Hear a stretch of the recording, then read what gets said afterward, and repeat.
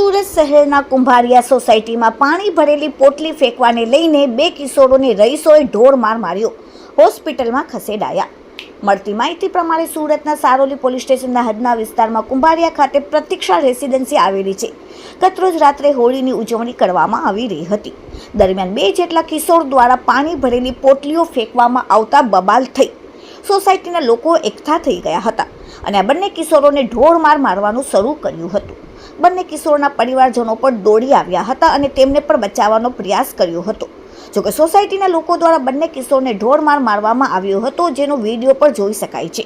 હોળીની ઉજવણી દરમિયાન જ આ ઘટના બનતા મોટી સંખ્યામાં સોસાયટીના લોકો પણ એકઠા થઈ ગયા હતા અને કિશોરને માર મારતા ઇજાગ્રસ્ત થયા હતા, જેના પગલે 108 બોલાવીને કિશોરને સારવાર અર્થે ખસેડવામાં આવ્યા।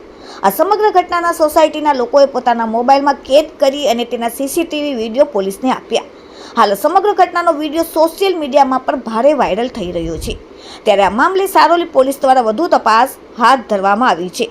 Bureau report, daily India TV, Surat.